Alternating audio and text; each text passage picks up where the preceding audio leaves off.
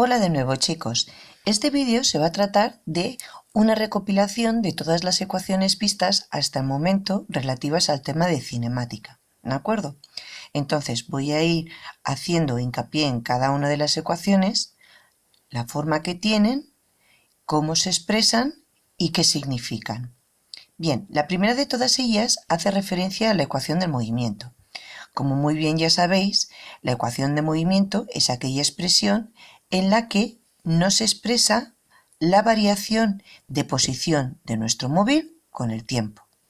Es una ecuación que generalmente va a tener una coordenada en X que vendrá determinada por el vector unitario y que hace referencia a la posición en el eje X de dicho móvil, y una componente en J que hace referencia a la componente en el eje Y de dicho móvil.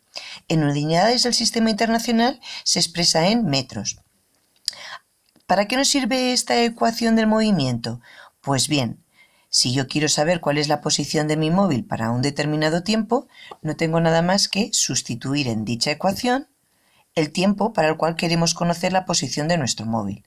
De esta forma obtendremos un vector de posición para dicho tiempo concreto y tendrá una forma tal que esta, con una coordenada en X y una coordenada en Y, que vendrán especificadas por los correspondientes vectores unitarios Y y J. Al igual que la ecuación del movimiento, también vendrá expresada en metros, porque es la unidad que le corresponde en el sistema internacional. Si para dicho vector yo además quiero conocer cuál es su módulo, no tendré nada más que aplicar la siguiente fórmula, que es la raíz cuadrada de cada una de las componentes, la componente en X y la componente en Y al cuadrado.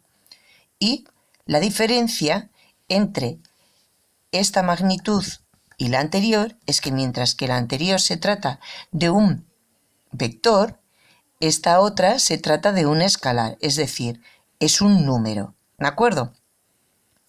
También podemos hallar lo que se conoce con el nombre de ecuaciones paramétricas del movimiento. Las ecuaciones paramétricas del movimiento tienen como fin último obtener una expresión que tiene esta forma, ¿de acuerdo? Es decir, que obtenemos una función en Y que depende de X, ¿de acuerdo? ¿Cómo se extraen dichas ecuaciones paramétricas del movimiento? Pues bien, a través de nuestra ecuación del movimiento, que tiene una componente en X, que se muestra por su dependencia con respecto al vector unitario Y, y a través de su componente en Y, que muestra su dependencia a través del vector unitario J, ¿qué es lo que hago?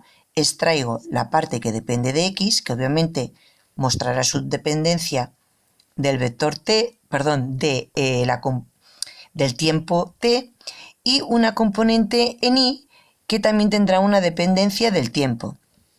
¿Cómo operamos matemáticamente? Pues a través de esta expresión, ¿qué es lo que haremos? Despejamos la t, el tiempo. Una vez que ya hayamos despejado el tiempo, sustituimos esa expresión en la ecuación paramétrica que depende de Y. Y así obtendremos lo que hemos mencionado, una función Y que depende de X. Acordaros que ya en su día dijimos que si tenemos una trayectoria rectilínea, ¿de acuerdo? Obtendríamos una expresión tal que así.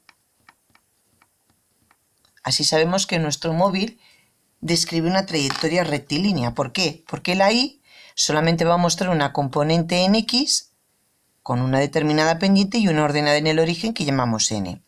Bien, siguiendo con lo que estamos hablando, a continuación lo siguiente que tendríamos que ver sería el vector desplazamiento. Bien, conocidos dos vectores de posición para distintos tiempos, la resta entre ellos siempre aquel vector de posición que se obtiene para un tiempo más grande, se le resta aquel vector de posición que le corresponde a un tiempo más pequeño. De esta forma obtendríamos igualmente un vector de posición con una componente en Y y una componente en J. ¿Cómo se calcula el módulo de dicho vector? Pues de la misma forma que hemos calculado antes, es decir, elevando al cuadrado cada una de las componentes, la que depende del vector unitario y que hace referencia a la componente en X, y la componente que depende del vector unitario J, que hace referencia a la componente en Y. Tras elevarlas al cuadrado y a continuación hacer la raíz, obtendríamos el módulo del vector desplazamiento. Ahora a continuación vamos a hacer referencia a dos magnitudes, la velocidad media y la rapidez. Conocidos dos vectores de posición referentes a dos tiempos distintos, la velocidad media sería aquella que se calcula como el cociente entre el vector desplazamiento en un determinado intervalo de tiempo. Entonces sería igual al el vector posición que le corresponde para el tiempo más grande menos el vector posición para el tiempo inicial, que se denota con un sub-0. ¿En qué tiempo? Pues ese tiempo final menos el tiempo inicial. Existe el equivalente para la velocidad media, es decir, su equivalente en escalar, que recibe el nombre de rapidez, y vendría a ser el cociente entre el espacio recorrido sobre la trayectoria para un intervalo de tiempo conocido. Bien, para que entendamos esto último, os he hecho un dibujito. Bien, imaginad que esta fuese la trayectoria que describe nuestro móvil.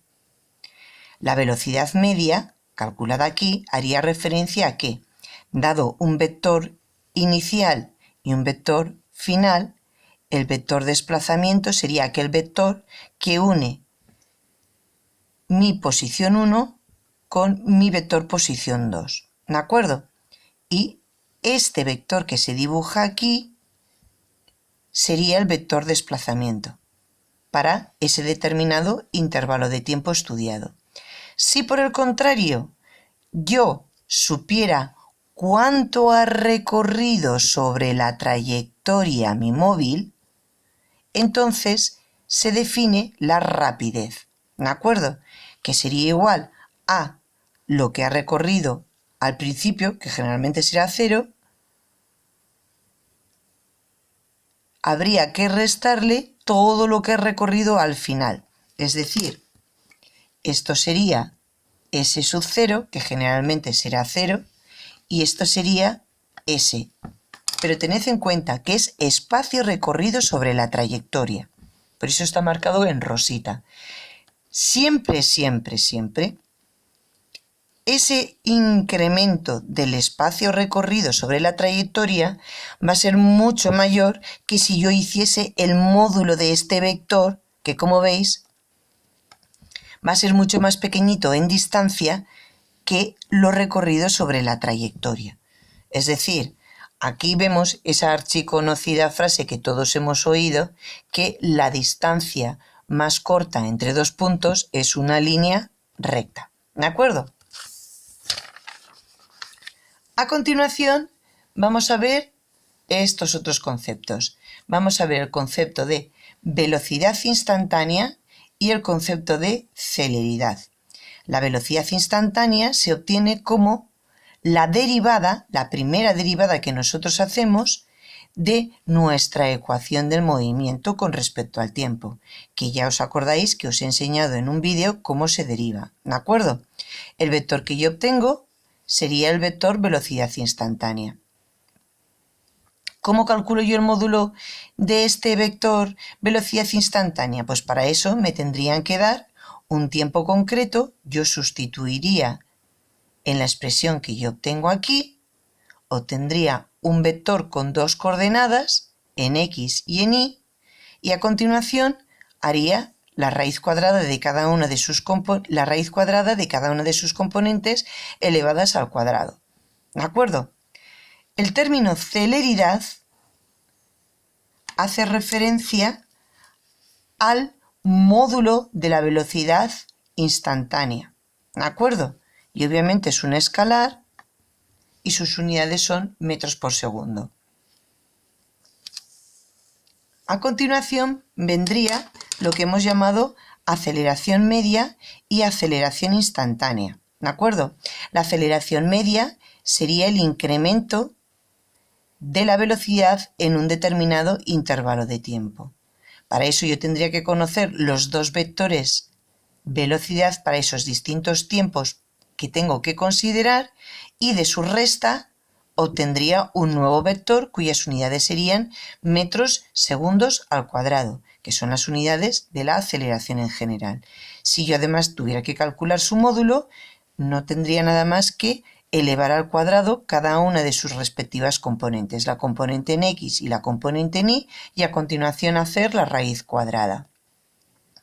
Para dicho concepto de aceleración media, como vector, existe su correspondiente también vector aceleración instantánea, que resultaría de derivar dos veces la expresión de la ecuación del movimiento. Ya sabéis que si derivamos una vez la ecuación del movimiento, obtendríamos la velocidad instantánea. Del resultado de dicha derivada, si vuelvo a derivar una segunda vez, entonces obtendría la aceleración instantánea. ¿De acuerdo? Y esta sería la forma que adoptaría. Si yo tengo que calcular cuál es su módulo, no tendría nada más que hacer la raíz cuadrada de cada una de sus componentes elevadas al cuadrado. Unidades, metros segundos al cuadrado, como hemos visto hasta ahora. Bien, como recopilatorio de lo que os explicaré mañana en el caso hipotético de que no lo hubierais entendido, aquí tenéis un mini resumen, que serían las componentes de la aceleración.